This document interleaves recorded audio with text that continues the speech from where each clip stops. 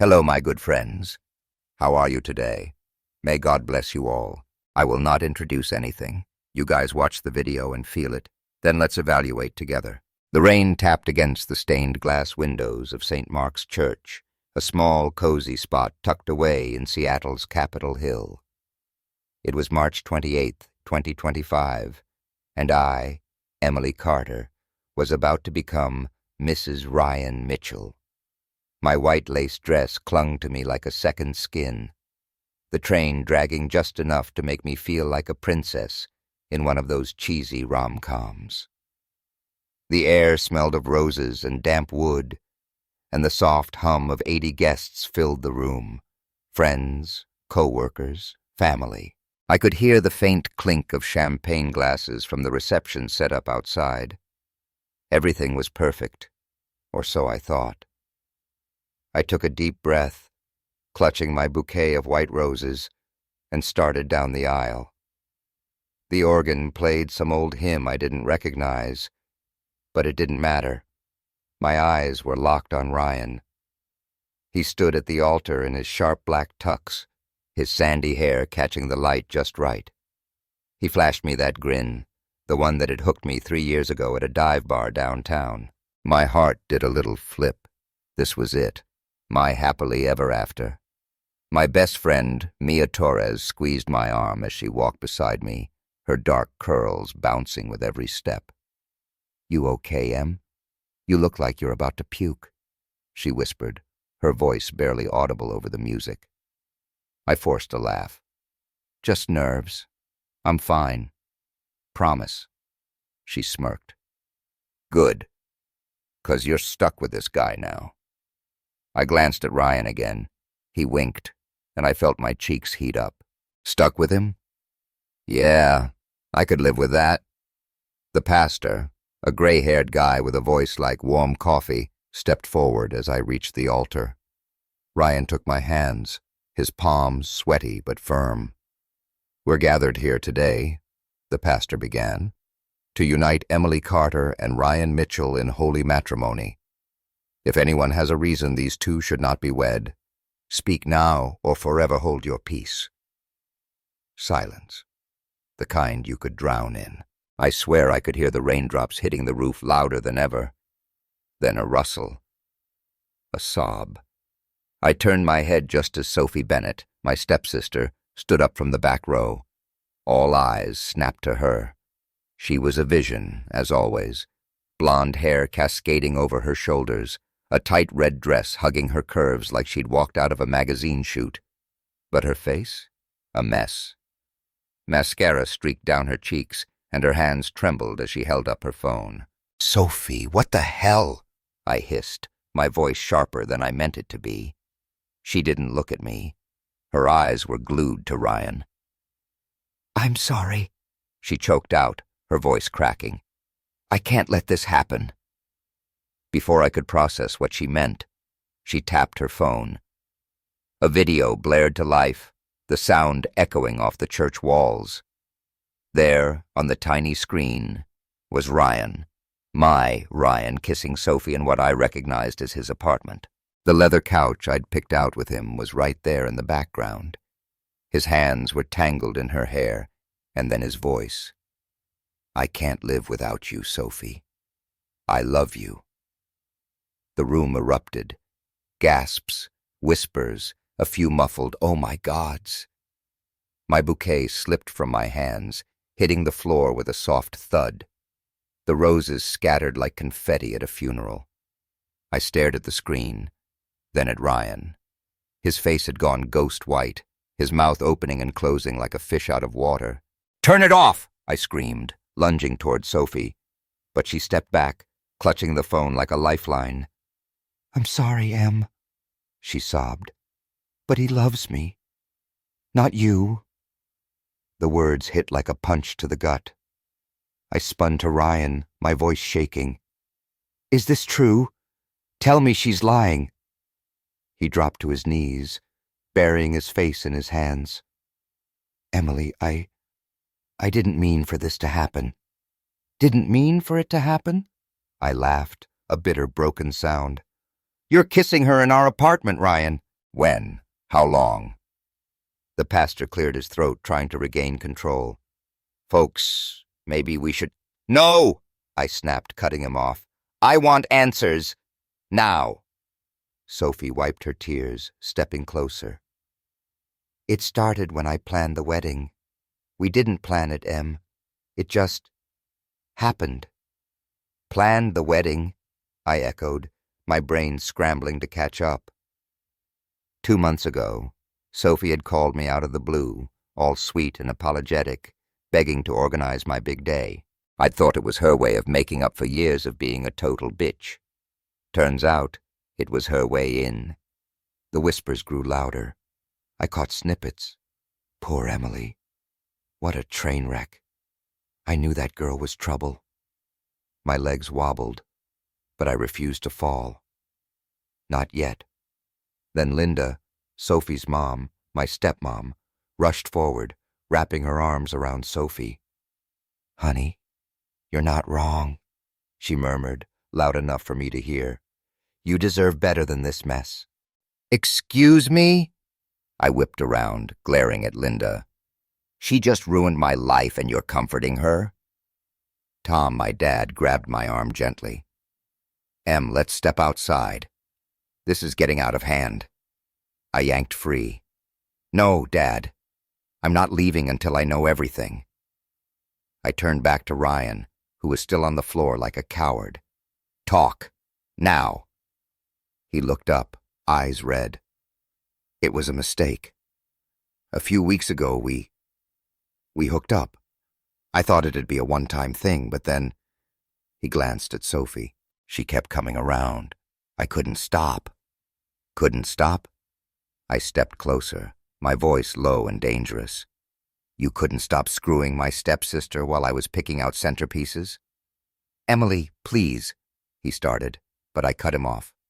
Don't. Just don't. I turned to Sophie. And you've hated me since we were kids. Was this your big revenge? Stealing my fiancé? She shook her head, tears streaming. It's not about revenge. I love him. Love? I spat.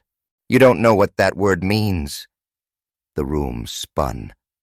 My dress felt like it weighed 100 pounds, dragging me down. Mia appeared at my side, her hand on my shoulder. Em, come on. You don't need this. But I couldn't move. Not yet. I looked at Ryan one last time, then at Sophie, then at the crowd gawking like this was some reality TV finale. Humiliation burned through me, hotter than I'd ever felt. I grabbed my purse from the pew, ripped off my veil, and stormed out into the rain. The cold hit me like a slap, soaking through my dress in seconds. I stumbled to my beat-up Honda, climbed in, and slammed the door. Mascara stung my eyes as I stared at myself in the rearview mirror, a bride with no groom, a fool who'd trusted too much. My phone buzzed. Mia, probably, but I ignored it. All I could hear was Ryan's voice from that damn video. I love you, Sophie. I gripped the steering wheel, my knuckles white. I was so stupid, I muttered. So freaking stupid. The rain pounded harder, blurring the world outside. I didn't know where to go. Ryan's place was our place, and I sure as hell wasn't going back there. But one thing was clear. Sophie and Ryan thought they'd won. They thought they could break me and walk away laughing. They were wrong. Hey, what a mess, right? Can you guess what Emily's gonna do next? Hit that subscribe button so you don't miss it, and drop a comment. Would you forgive or fight back in her shoes? Let's talk about it. The rain hadn't let up since I peeled out of St. Mark's parking lot, my wedding dress still clinging to me like a soggy ghost. I ended up at Mia's tiny apartment in Tacoma, an hour south of Seattle, crashing on her lumpy couch with a half-empty bottle of cheap Merlot. My phone kept buzzing, Mia begging me to talk, Dad leaving voicemails I couldn't bear to hear, but I just stared at the ceiling, replaying that damn video in my head. Ryan's voice. Sophie's lips. My whole world shattering in front of 80 people. How did I get here? It's funny how your mind drags you back to the beginning, when everything falls apart. Growing up in Seattle, Sophie and I were a package deal. Or at least, that's what everyone thought. Our parents played it up like we were twins. Same age, same birthday month, same stupid matching Halloween costumes every year. I'd be a nerdy little witch in glasses, and she'd be the glamorous princess version, twirling her wand like she owned the world. Our house smelled like Dad's burnt coffee and Linda's lavender candles, this creaky old place in Rainier Valley with peeling paint and a leaky roof. Back then, I didn't care that we weren't blood. Sophie was my sister. That all changed when we hit 12. One rainy afternoon, Dad and Linda sat us down in the living room. I remember the scratchy plaid couch digging into my legs, the way Sophie fidgeted with her braid. "You're not twins," Dad said, his voice soft but firm. "Emily, your mom passed when you were little. Linda and I met at the hospital after everything." Sophie's face went blank. I didn't get it at first, why it mattered so much. But she did. After that, she pulled away. No more sleepovers in my room, no more giggling over dumb boy bands. She started hanging with the mean girls at school, the ones who'd trip me in the hall and call me Four Eyes 'cause of my chunky glasses. Sophie didn't shove me into lockers or anything. She wasn't that kind of bully, but she'd smirk and toss out little jabs. "Nice sweater, Em. Did you borrow it from Dad's closet?" Or, "Maybe if you talked to people instead of books, you'd have friends." It stung more because it came from her. Linda didn't help. She'd swoop in with hugs for Sophie, cooing about how pretty she was, how she'd go places. Me? I got a pat on the head and "You'll figure it out, sweetie." Dad tried to keep the peace, but he was clueless. By 15, I'd had enough. I moved out early, crashing with a cousin downtown while finishing high school. Sophie and I barely saw each other after that. Thanksgiving, maybe Christmas, if I felt guilty enough to show up. Fast forward to 3 years ago. I was 24, a lab tech at a research institute in Seattle, still awkward but getting by. That's when I met Ryan. It was a random Thursday at the Crocodile, this grunge bar in Belltown. I was nursing a beer hiding in a corner when he slid into the booth across from me.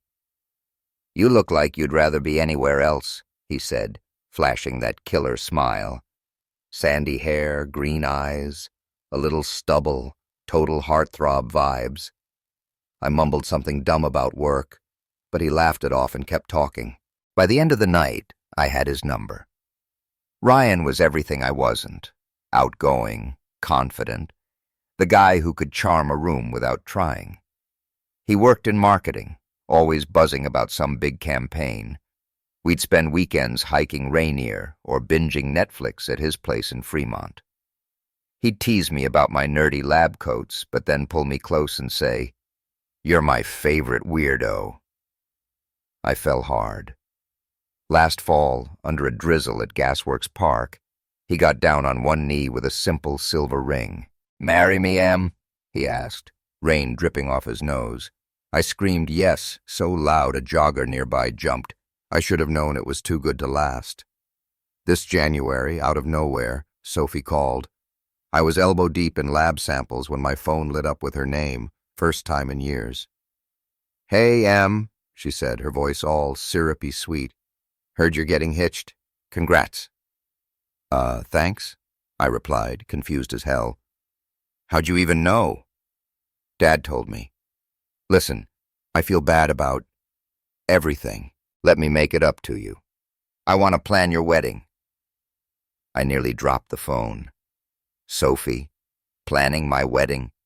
The girl who'd once accidentally spilled Coke on my prom dress? "You don't have to," I said. "We're not kids anymore. It's fine." "No, really," she pushed. "I've got time, contacts.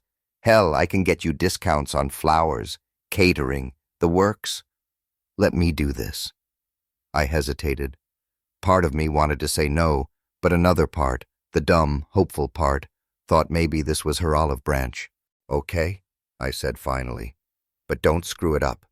She laughed. Promise. Big mistake. Mia noticed something off first. A month ago, she dragged me to a coffee shop in Ballard for a girl talk session. Over lattes, she leaned in, her brown eyes narrowing. You sure about Sophie planning this? I saw her with Ryan at Pike Place last week. Looked cozy. I waved it off. They're just coordinating stuff. Ryan's been swamped with work. He's barely home these days. Mia raised an eyebrow. Swamped, huh? He didn't look tired to me. I brushed it aside, but the seed was planted. Ryan had been weird lately. Coming home late. Dodging my questions with a, just work, babe, chill. Once I caught him texting at 2 a.m., but he said it was a client. I wanted to believe him. Needed to. The night before the wedding, we did a walkthrough at St. Mark's. Sophie was there, all dolled up in a leather jacket and heels, giggling with Ryan as they checked the seating chart. I watched from the doorway, my stomach twisting. They're just friends now, I told myself. It's fine. But it wasn't fine. Not even close. Back on Mia's couch, the wine bottle empty now, I replayed every moment. Sophie's call, Ryan's excuses, Mia's warning. How had I been so blind? My phone buzzed again. Dad this time. Emily, call me back. We need to talk about Sophie. I tossed it aside. Talk? What was there to say? They'd humiliated me in front of everyone I cared about. I sat up, wiping my eyes. The rain drummed on Mia's window, a steady Seattle soundtrack. Sophie and Ryan thought they could stomp all over me and waltz off into the sunset. No way. I wasn't some doormat they could wipe their feet on. Not anymore. Mia poked her head out from the kitchen, a mug of tea in her hand. You okay, Em? No, I said, my voice steady for the first time all night. But I will be. They're not winning this. She grinned. That's my girl. Man, what a twist, huh? Did you see Sophie's betrayal coming? Stick around. Hit that subscribe button so you don't miss what Emily's got up her sleeve next. Drop a comment. Who's the real bad guy here? Ryan? Sophie? Let's hear it. Mia's apartment in Tacoma became my hideout for the next week. I barely left the couch, living off takeout pizza and her endless supply of black coffee. The rain kept pounding outside, a gray curtain that matched the fog in my head. Every time I closed my eyes, I saw that video. Ryan's hands on Sophie, her smug little smirk as she played it for the world. My phone was a graveyard of missed calls. Dad, Linda, even a few from Ryan that I deleted without listening. I was done being the nice girl. Done letting them walk all over me. Mia, bless her, didn't push. She'd plop down next to me with her laptop, digging into freelance articles while I stewed. But one night, over a plate of greasy pepperoni, she dropped a bomb. You know, she said, wiping her hands on a napkin. I saw Sophie smoking weed at SeaTac a while back. Like, on the job. Bold as hell. I froze, pizza halfway to my mouth. Wait, what? At the airport? Yup. Mia leaned back, smirking. She was in her Alaska Airlines uniform, puffing away behind some maintenance shed. Bragged about how she'd been dodging their drug tests for years. I set the slice down, my brain kicking into gear. How? They test flight attendants all the time. Random checks, right? Mia shrugged. Beats me. She said something about having people. I figured she was full of it. Sophie's always been a talker. But it stuck with me. Sophie wasn't just a backstabbing sister. She was reckless, cocky, and if she was breaking rules at work, that was a crack I could pry open. I grabbed my phone, not to call Dad, but to dig. I scrolled through old texts, emails, anything that might give me a lead.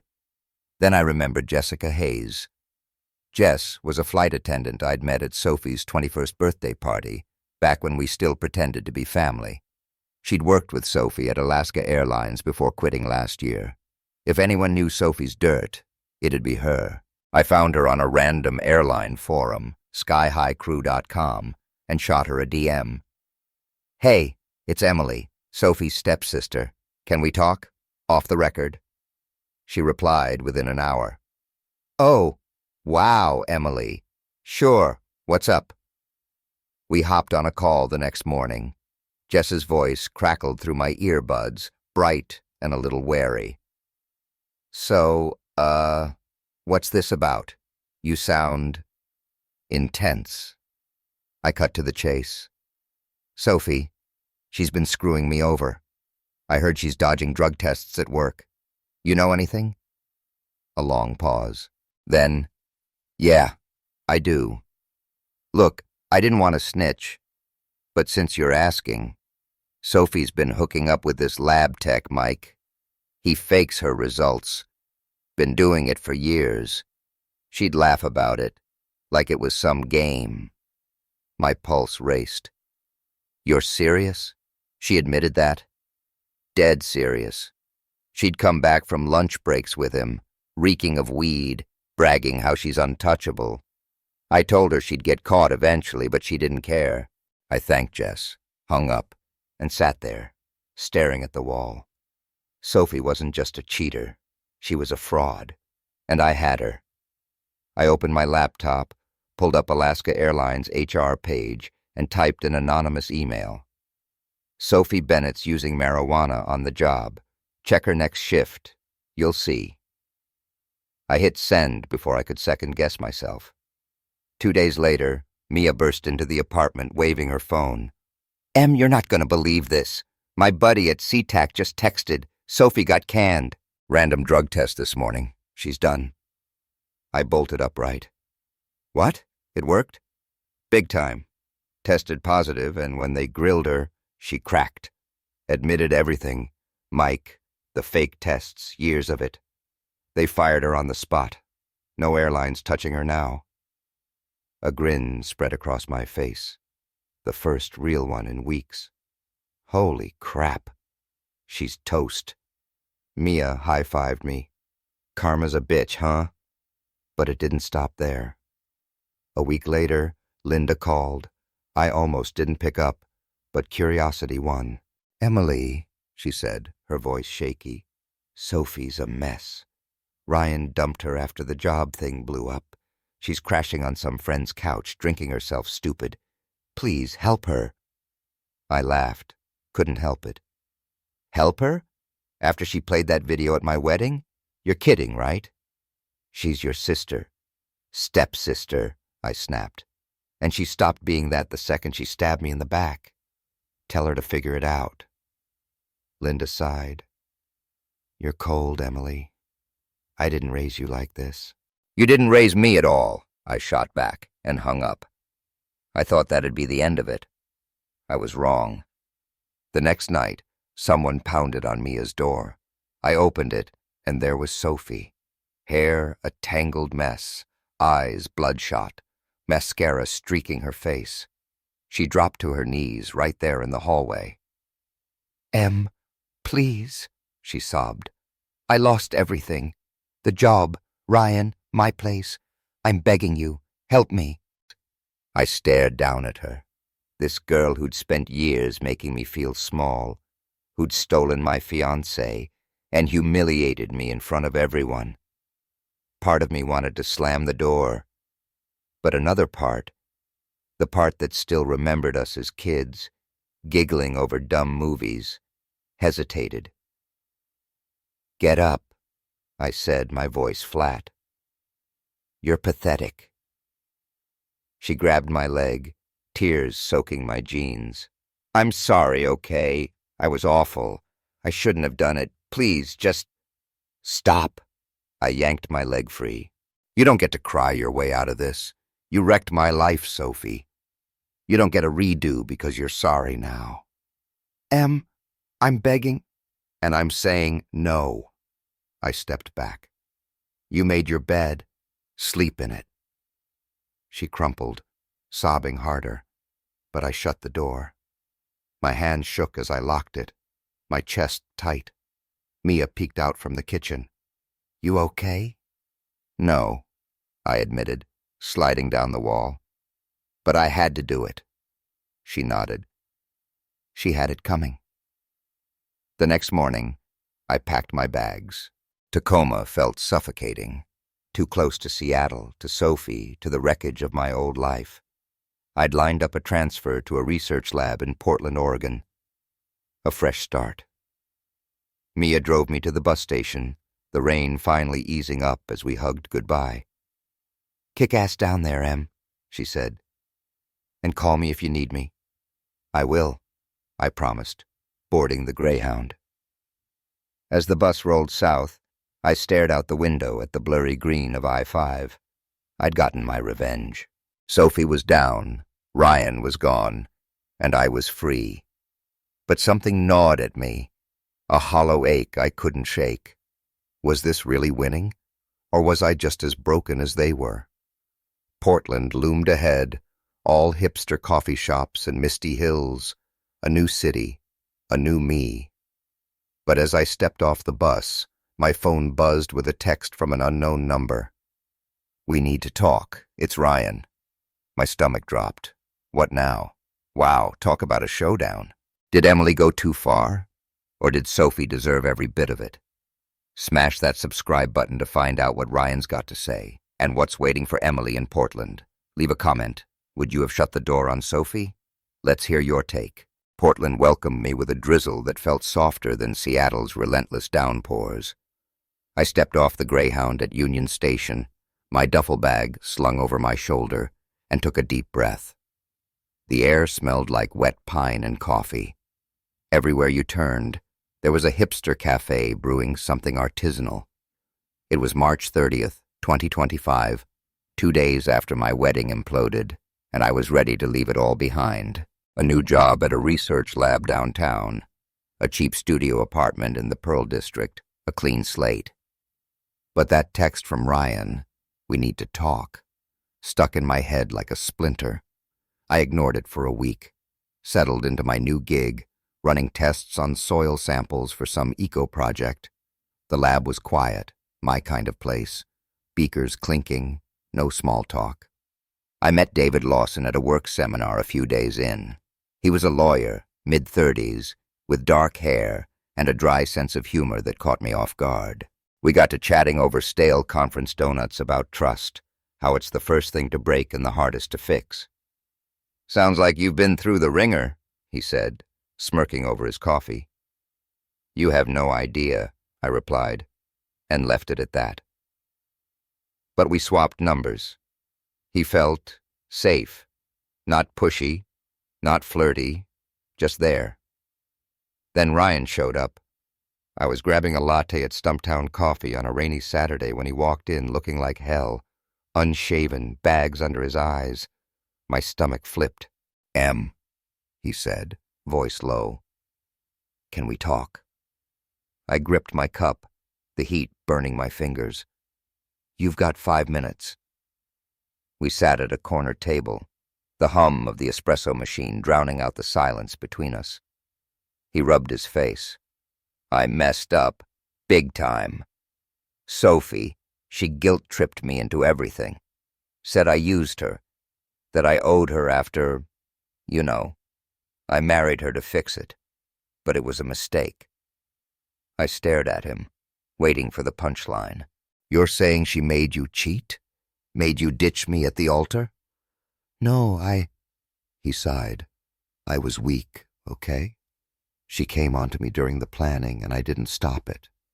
But that video, she threatened to leak worse stuff, pictures, texts, if I didn't go through with it. I panicked."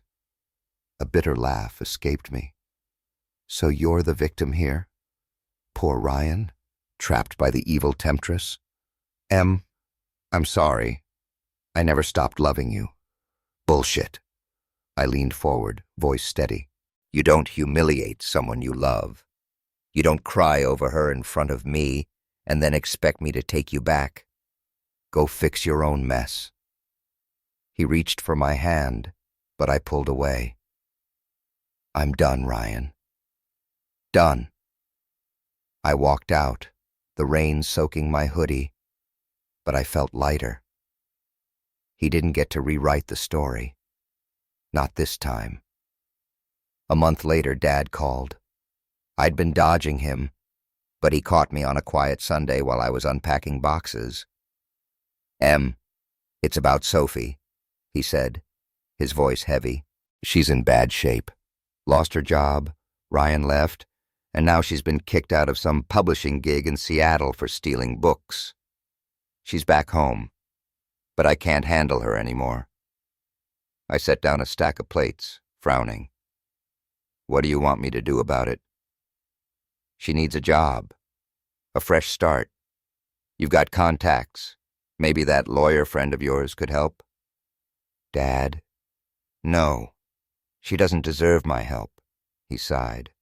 I get it, kiddo. You're mad, but she's family. She stopped being family a long time ago, I said, and hung up. But the guilt crept in, that old ache from when we were kids. Against my better judgment, I called David. Got a favor to ask. My stepsister's a train wreck. Any chance you know someone hiring? He chuckled. For you? I'll dig around. He found her a spot at a small press in Portland, entry-level boxing books. I told Dad, that's it, my one good deed. She screws it up, it's on her. He thanked me, but I could hear the doubt in his voice. It didn't last. 2 weeks later, Sophie got caught selling stolen books on the black market. The press fired her, and Dad finally snapped, kicked her out for good. She's on her own now, he texted me. I'm done. I should have felt vindicated, but I didn't. Just tired. Then, in December, I went back to Seattle for Christmas with Mia and some old friends. I stopped by St. Mark's for the midnight mass, more out of habit than faith. The church was packed, candles flickering, and as I shuffled through the crowd, I bumped into Sophie. She looked rough, thin, pale, hair chopped short like she'd hacked it off herself. She said, her voice raspy. Didn't expect to see you here.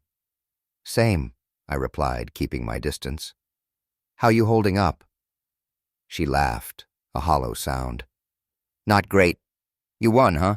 Got your revenge? I'm nothing now. I studied her, the girl who'd once been my shadow, my rival, my nightmare.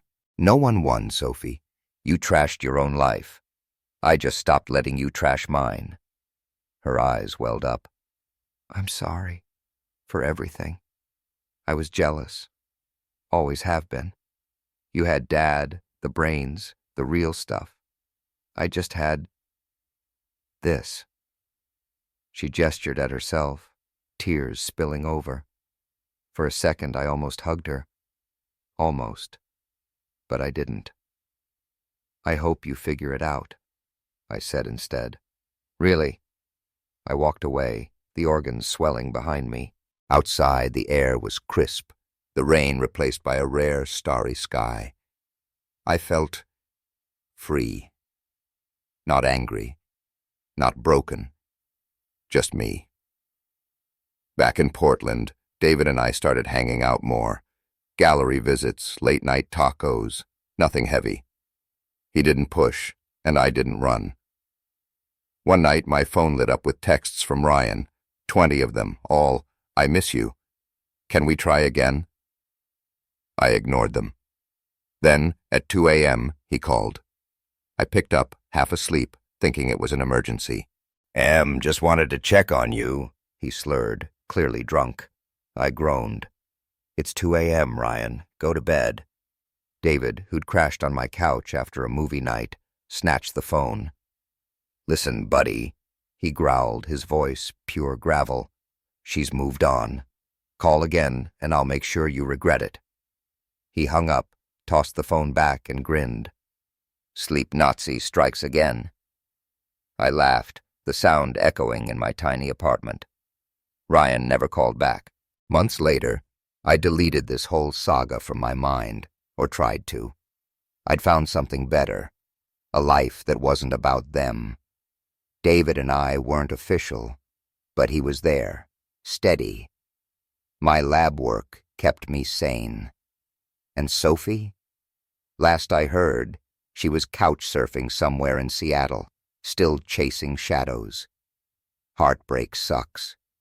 Betrayal cuts deep. But it's not the end. It's the start of something tougher, truer. I learned that the hard way, and I wouldn't trade it. Sometimes, letting go isn't losing. It's winning yourself back. And that's Emily's story, folks. What a ride, right? Hit that subscribe button so you don't miss the next wild tale. I've got plenty more where this came from. Drop a comment. What's the biggest lesson you took from this? Let's chat about it.